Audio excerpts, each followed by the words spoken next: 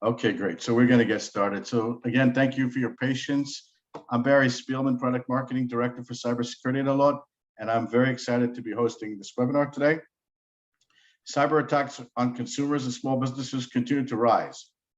In the second half of 2021 alone, Allot Tier 1 and Tier 2 European customers, armed with the Allot Secure solution, protected their subscribers from almost 3 billion cyber attacks. This was a large increase from the first half of the year, and that doesn't even include the statistics for December, which we'll be presenting in our next report in a couple of months. We'll let you know when it is. So this second half is actually going from July through November, and even so, it was a significant increase. Now, in today's webinar, we'll be presenting our cyber threat research report, which gathered from leading European CSPs in the second half of 2021. We'll be showing data collected during this period, which will highlight the dangers of, for example, the Omnitor adware and other sophisticated malware, and how Allot Secure, deployed by our European CSP customers, was able to protect their consumers via the network. Now, as I usually do in these webinars, I have with me today distinguished colleagues, and I'm happy to introduce them. First of all, Itai Glick, Vice President for Cybersecurity Products at Allot, and Aaron Martin Olivares, Cybersecurity Analyst on the Secure team. So Itai, Aaron, thank you so much for joining me today. Thank you. I'm glad to be here. Excellent. So in a moment, I'm going to turn the mic over to Aaron, who'll get us started, and we'll present the findings of the report. But before we do, just some quick housekeeping items as usual. Firstly, the webinar is being recorded and will be available on demand in the resource section of the Allot website. Now, at the end of the session, we're going to be having a live Q&A, and I urge you to ask questions. So you can use the Q&A button at the bottom here of the Zoom portal, and then we'll answer as many as we can. I also want to point out that at the end of the day, we'll be sending you the actual report, the cyber threat report for the second half of 2021, and you should be receiving it after the conclusion of the session today. So I think with that, we're ready to get started. I will close my mic, and Aaron, why don't you get us started? Thank you, Barry. Well, the Allot cyber threat report covers real customers and SMB protected by the Allot Secure solution deployed via leading CSPs in Europe. Allot Secure offers network security solutions for service providers. It is the only security as a service solution for the mass market. Allot Secure blocks the threats before reaching the subscriber via zero touch, no hassle, network-based service.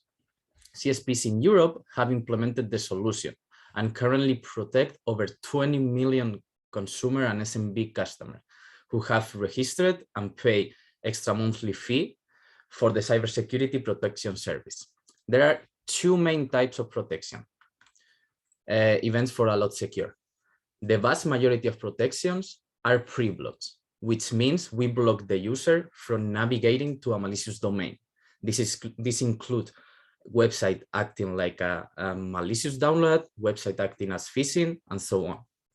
The download blocks occur when a site attempts to download a malicious code, meaning viruses, malware, trojans, etc.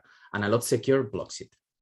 Most of the time, the user will be blocked from ever navigating to such sites. The second half of the year, Allot Secure,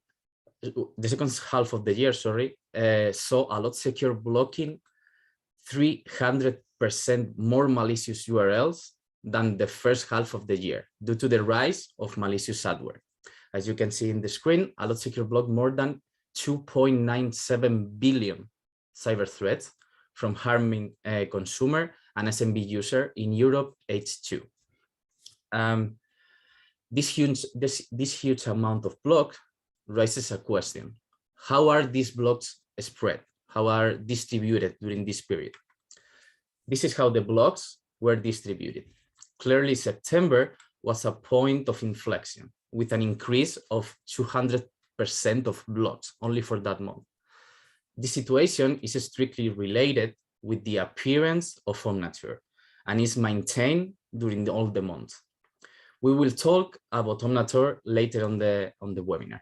It's important to mention that these last months practically represent the amount of 3 months combined.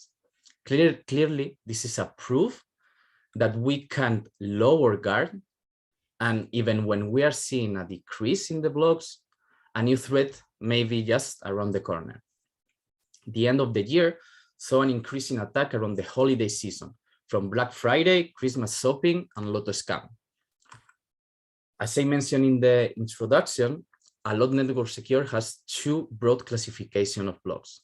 Download blocks occur when a site attempts to download a malicious code, and the most common download blocks continue to be Trojans and Adword, shown here in blue and orange. During the period, they have been mirroring each other in sort of a dance, and as seen on the previous CTRs. This is because they interact and feed off each other. For example, if a customer has a terminal infected with an adword, the redirection that this adword may cause will include website hosting malware, including Trojans. Likewise, a terminal infected with a Trojan will try to download additional malware in the background, including Adword, and therefore increasing the amount of Adword viruses blocked. Adword and Trojans promote each other. Trojans and Adword were also the most common download blocks in the first half of 2021. The difference so far this year is that we are seeing Trojans having more impact than in the previous half, but still maintaining this pattern. The rest of the download block categories are all relatively small, but this doesn't mean the threat isn't serious or we don't need to pay attention to them. In fact, just by looking at the categories, we can detect how these ones are the most harmful for the customer, such as the bankers or ransomwares. During this period, Allot Secure prevented 647,000 malicious files to be downloaded.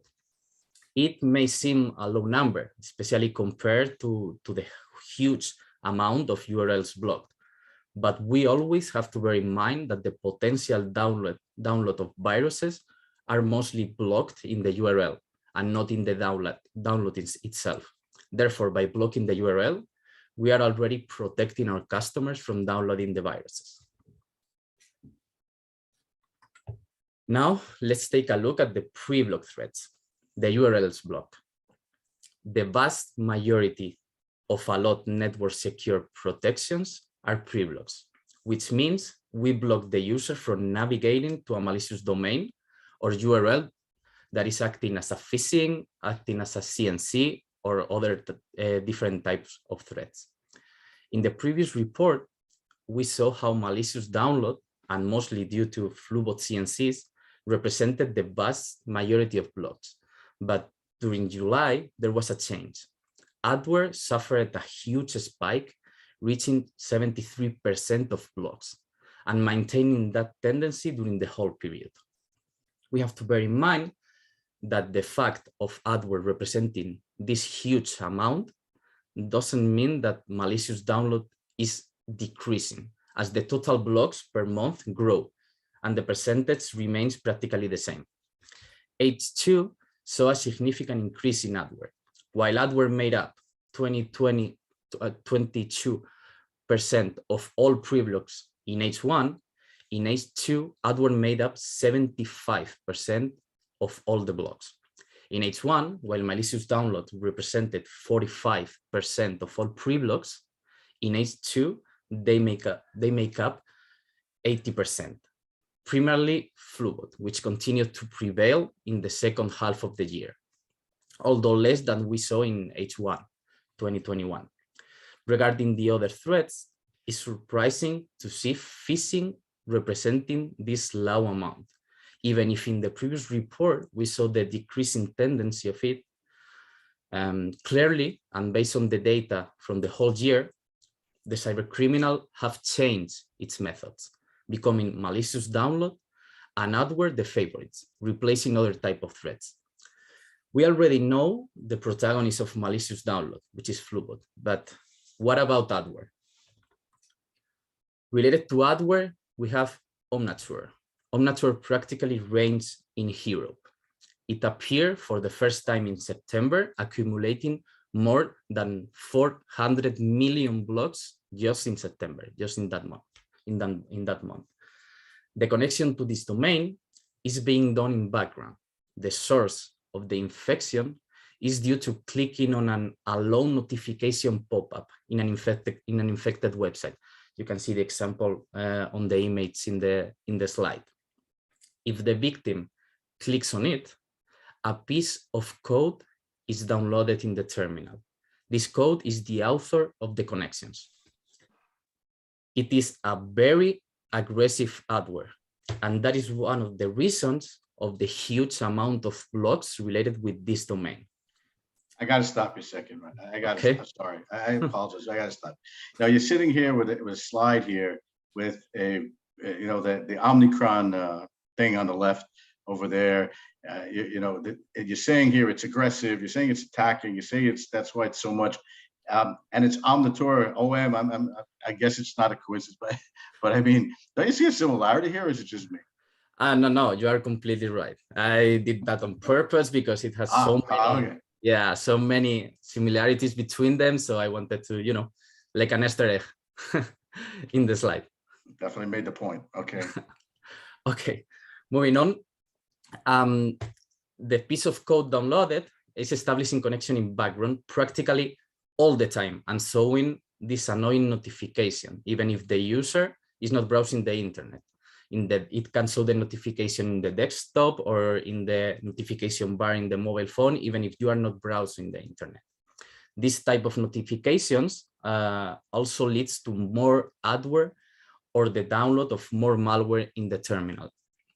During this period, we blocked more than 1.5 billion connection attempts to this website. The blocks are spread like you can see on the graph, and as it can be appreciated, the blocks are growing month after month, reaching the spike in November with almost 600 million blocks. Omnitor is clearly the responsible of the representation of adword during this period. Usually, these types of adword aren't this aggressive. They just show more annoying ads, uncertain pop-ups, or redirection. But what makes Omnitor special is that it's practically all the time connecting in background. Besides of the behavior mentioned before, as it downloads a piece of code executing the computer or in the terminal, this can lead also to modify your browser and to behave like a special type of adword, the browser hijacker. What is a browser hijacker? Basically, it's an adword that also takes control over your browser. It's not that it won't allow you to use it, but it will modify some behavior or some pattern while you are browsing the internet. The signs of a browser hijacker are, for example, when you try to make a search in the address bar, let's say, for example, in Chrome, instead of going to Google, you are doing the search in another website, usually created by the cyber criminals to take money, take revenue of that search. Okay. Also, the pop-ups and hyperlink appearing in the searches.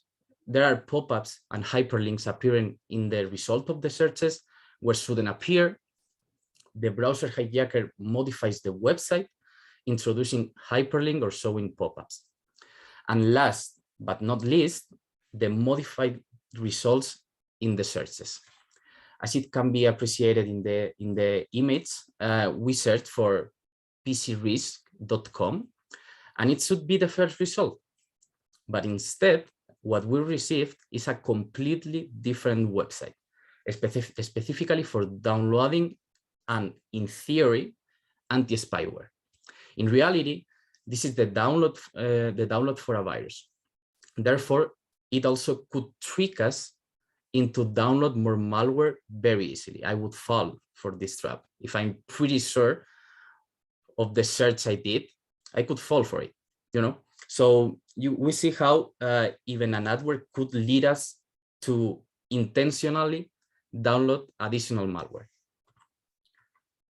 The cyber threats are cyclical. It's common to think that when a significant threat disappears, we are safe. But it's usually the opposite. On this graph, you all can appreciate in light green the decrease of Flubot CNC blocks from 200 million in July to barely 50 million in September. On that month, in light blue, different aggregated threats make an eruption. It's important to mention that we only took threats with a significant amount of block to do this aggregation. But what got our attention is some nature in dark blue. With this graph, I wanted to show you how when an important threat seems to disappear, another one rises, and how we cannot lower guard as the cyber criminal doesn't rest. So if they don't do it, why should we, right? We already mentioned several times that cyber criminals will use any event to trick their victims into falling for their trap. This is only one case of multiple attempts of tricking our customers and how we protected them. Black Friday, as you may know, is a huge event, even outside of the United States where it was born. And people is expecting the Black Friday to make their shopping.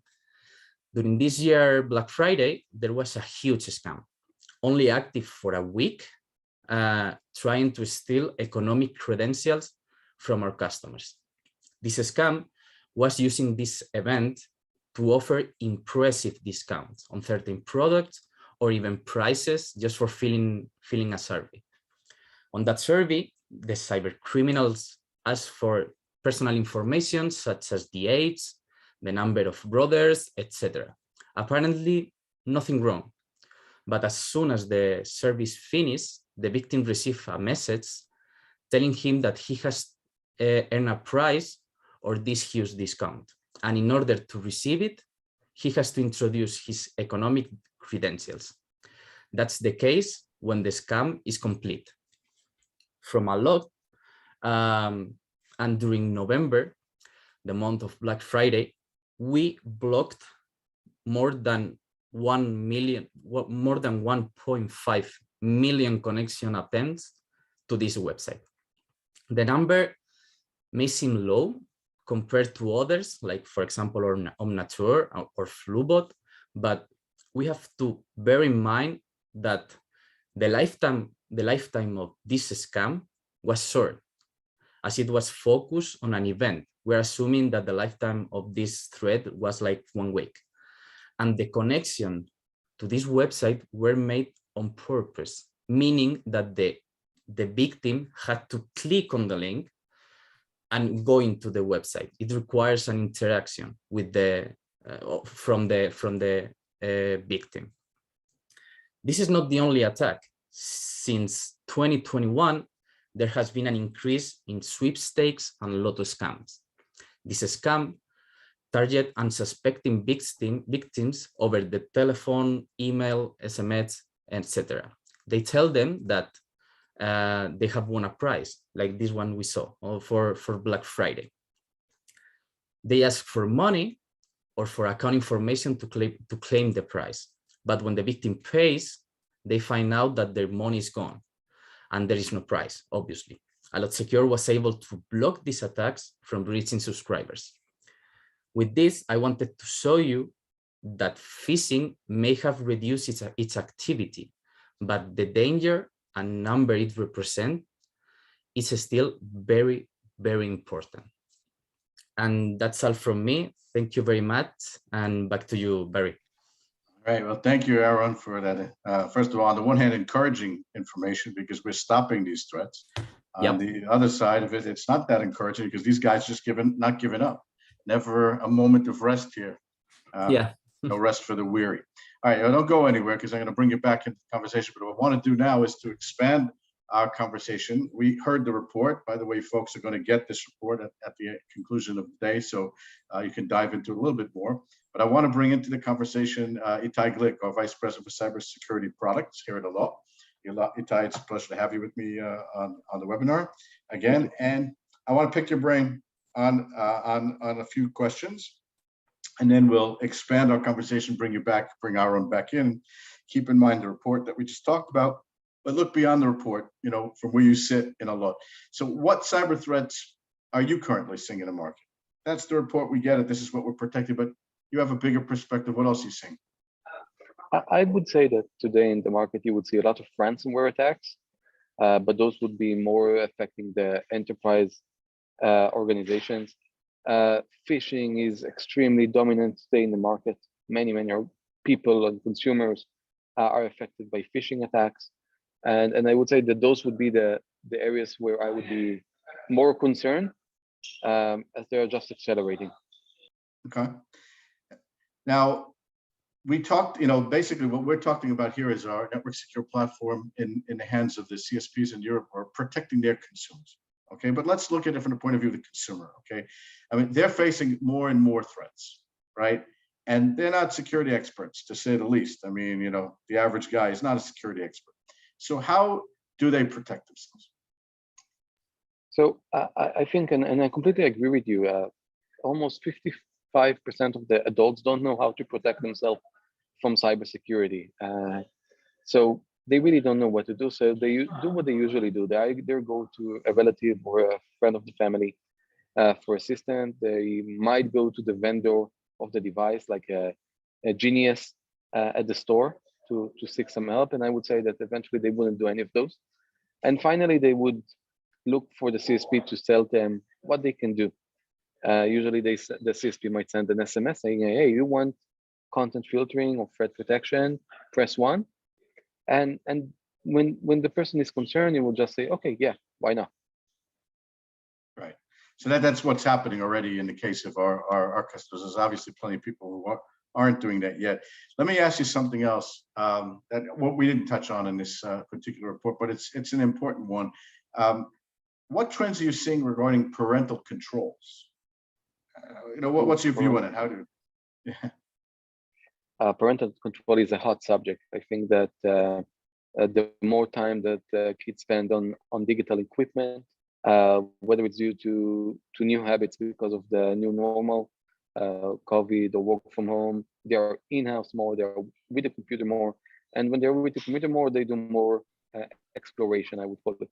And a report by UNICEF says that almost 58% of the kids are exposed to inappropriate content over the web. So I think this is a hot subject and something that parents should take very high attention to and try to resolve it. But would they invest in in a solution? Would they, obviously it's of concern, but from what we're seeing, again, not just what we believe, but what we're seeing, are parents willing to invest in another solution? I think that parents are completely there looking to find ways to invest, and there are a lot of ways they can protect themselves. Take, for example, an application that you install on your device. That's nice and might be cool, but it wouldn't cut it for the parent, because it's very complicated to implement it, to install it on all the devices in the network, et cetera, et cetera. This is why when we offer parental control solutions or content filtering solutions, they are focused to be provided from the network level. And at that moment, we are actually protecting the entire home, the entire network of the devices that are implemented, whether it's a mobile device, an old computer that you cannot install anything on, even in cases when it's an IoT device, you cannot install anything at all on it. So the value that we can bring is huge. And with minimal effort, just press 1, define that this device is a user and it's a kid, and then you're protected. We had just for the folks out there, we had an in-depth conversation about the protected and connected home. We also had a white paper that was put out with one of the analysts we're working with. So folks can go on our website and check it out on-demand webinars from a few months ago. Obviously, we're talking about that again in the coming months. It's a hot subject for sure. So let me just ask you one last question before I open it up again to both of you, our panel of experts. So, over the last year, a couple of years, I should say, we've been doing surveys that looked that spoke with consumers in various different places, looking at things such as connected homes, small businesses, but also consumer attitudes towards cybersecurity. And just a general announcement, on February 23rd, we're going to actually have another webinar in which we're going to be releasing our Telco trend report, which is really going to be looking at 8,000 consumers around the world, literally around the world, and their attitudes in cybersecurity. And the trend, especially over the last couple of weeks, is going to be very interesting to show. So we invite you to join that. But let me just posit this theory based on what I think we've all seen, certainly at Allot, looking at these surveys. Okay, we've seen one after the other saying that consumers believe the CSPs should be providing security services, that they're willing to pay for those services, and that in high percentages, they'd even be willing to move to a different CSP or service provider to get those services. Okay, and we see this time and time again, and I'm looking forward to seeing what the new report's going to come out with. How do you see this opportunity for service providers, which at least to me seems to be out there for the taking? I would say it's like a saving wheel. Okay, they need to grab the what do you say? Is a spinning wheel? The wheel a buoy that you send to people drowning. Oh, okay. So they need to embrace it and catch it very strongly, because the potential that it can bring is first revenues and then brand reputation for them. When doing the survey, I was extremely surprised and also happy to see that when you talk with consumers about what they want to get with the CSP, and compared to different services like entertainment, device insurance, you would find that cyber is the #1 service that they want to get. So you need to align yourself to the demand in the market. Right. You need to say, okay, I offer cybersecurity in the best possible way, and in the way that you will get the highest adoption rate. And this is exactly what with our solution you can get. Excellent. Okay.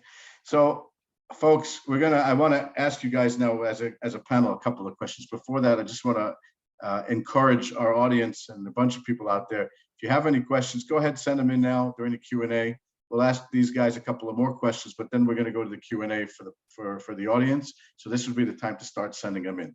All right, guys, let's pick both of your collective brains, all right? So here's a question, and I'm going to first send this to you, Aaron, up there.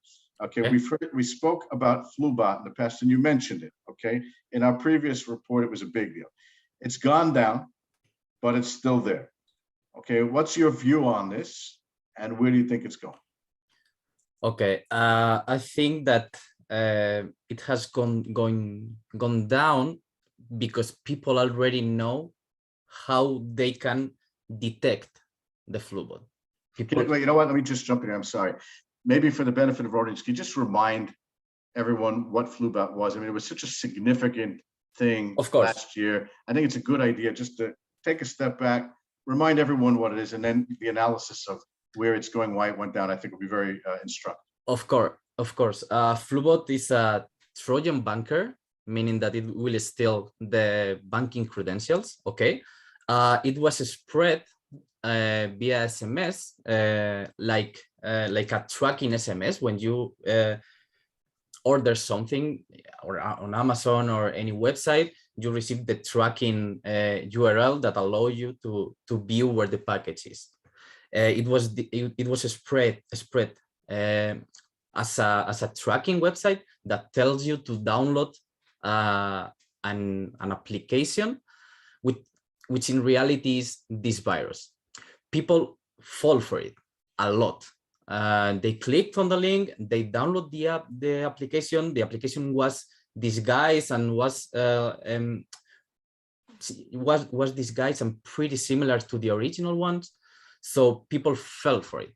Okay, and once inside the terminal, it made itself undetectable, and the virus detected when you are opening a banking application, a cryptocurrency application, and instead of showing you the original application, it creates an overlay exactly the same as the original to trick the victim to introduce the credential on that overlay. So it also used the DGA algorithm to create the CNCs. The CNCs are the URLs or the IPs that communicate with the virus and tell the virus what to do and what to show. Okay, so I think that people already know this, and the cyber criminal, of course, know that people already know this. Okay, so they will try to reinvent themselves.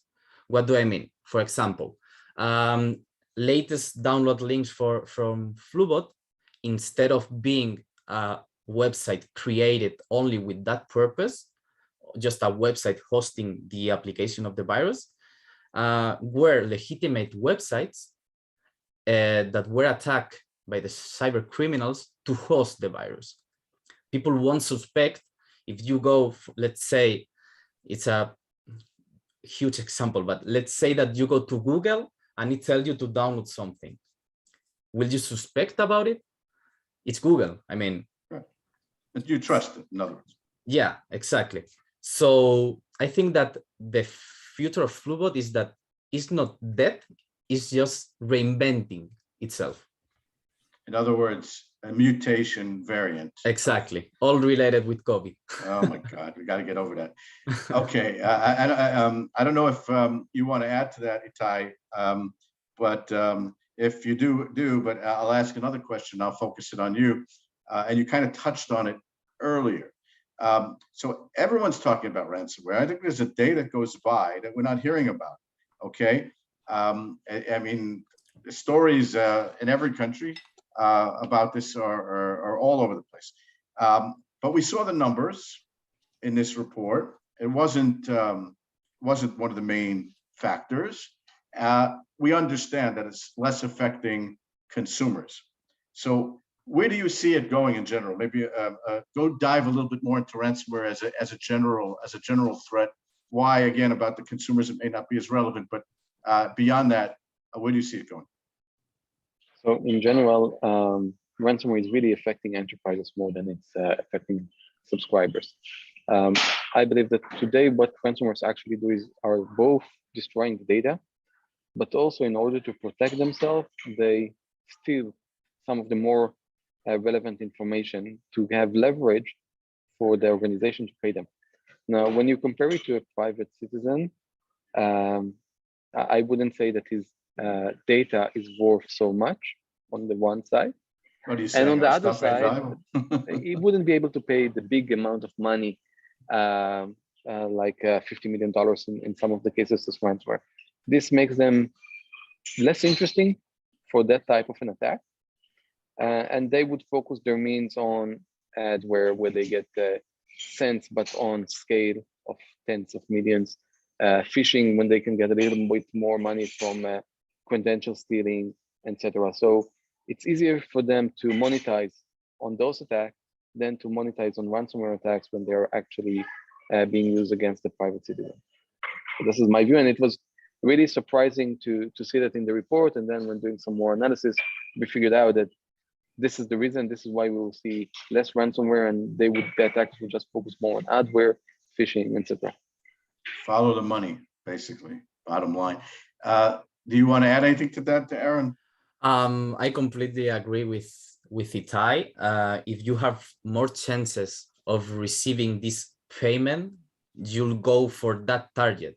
I mean, individuals, they have data, as Itai said, they have interesting information on their devices, but compared to the information of an enterprise, it's not the same. So the enterprise could be could be more willing to pay in order to try to recover that information instead of a customer that can erase everything and start over again. In other words, the bad guys are going to customize the threats to the people they're going after to maximize the value of what they're going to get. So while Exactly. Ransomware may not be a big deal for the consumers, it's certainly a big deal for everyone else, and the consumers are going to get hit with all the other stuff that we were showing here. And 3 billion stops over 4 or 5 month period, I think, proves that point. All right, folks, we're going to go to a Q&A. We have a couple of questions out there. If you want to ask others, go now to the Q&A button, please. I'll start with the two that we've got, and we'll see. If we'll see how far we go. We certainly have some time. If we end early, we'll end early. But let's start with this one. And I think, Aaron, you might want to start with it, but Itai, feel free to jump in, okay, if you have anything. So this is, why did adware increase so much this quarter? Okay, I'll go for this one. It's a big difference than last time. It's such a big difference. Adware has been always used by the cyber criminals, always. So to that equation, you add that you introduce an aggressive adware, and also there is the condition when people is having a lot of navigation time, there you have that amount of blocks. I mean, it's always going to be it's always going to have sorry. That's all right, take it down. Got you, bro. What I wanted to say is that adware is always going to be among us. It's always going to be between us, because it's a very easy way of making money for the cyber criminals. So if you want to earn more money, because the adware, the cyber criminals receive the money based on the visits, based on the clicks, based on that on those KPIs. If you make that adware more aggressive, meaning that will show more notification, more pop-ups, more redirections, what do you obtain? More money.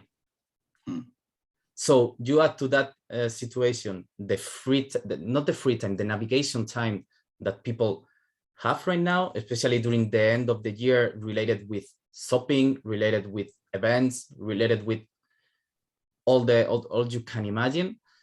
There you go. That's why the adware was so big during this period. Right, makes sense.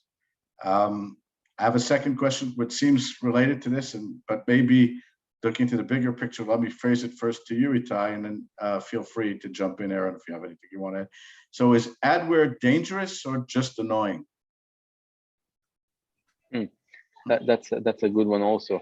It really depends on the adware and what it tries to achieve. In some cases, when it starts to provide inappropriate content, it starts to be a little bit more on the harmful side, but it's still harmful for somebody that is not in line. Sometimes it would provide to give you different results that would make you spend money on the wrong places. So in that case, it could be harmful. I would say sometimes it's a thin line, but to generalize it, I would say that whenever something is installed on my machine without me proving it directly, knowing exactly what happens, I would consider it harmful. Okay. Aaron, anything to add to that? Or?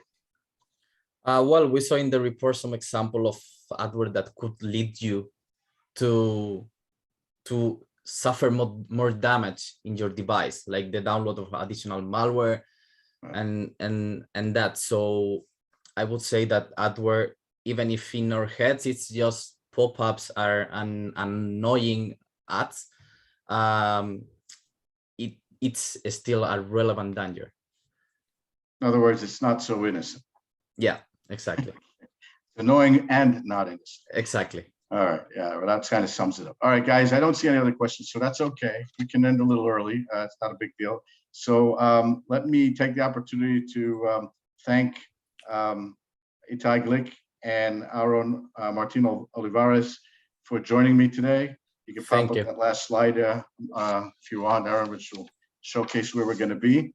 In the background, you can see that we'll be going to MWC, and we certainly would welcome meeting anyone who's going to be there. We'll be in Hall 5, booth 5G41, and we look forward to seeing you there. And if you want to set up meetings in advance, you can write to me. Be happy to set it up. In any case, I want to also thank all of our audience for taking time from their busy schedules. We know you're busy, so we appreciate you taking the time to join and hope that the information is useful and of interest. I want to remind everyone, I mentioned it earlier, that in February, in fact, February 23rd, we'll be presenting the results of an in-depth global survey of 8,000 consumers worldwide on how they view cybersecurity. It'll be interesting to see the trend over the last couple of years, the few new things that are coming up. It'll be interesting. The final date is the 23rd of February. You can register on our webinar and on our social media channels. And finally, well, I already talked about MWC, so we'll invite you again to MWC. This brings us to the end of the event today. So folks, we look forward to hosting you again in our upcoming events and our upcoming webinars. Thanks so much to all of you for taking the time. Stay safe and enjoy the rest of your day. Thank you. Thanks, guys. Thank you. Appreciate it.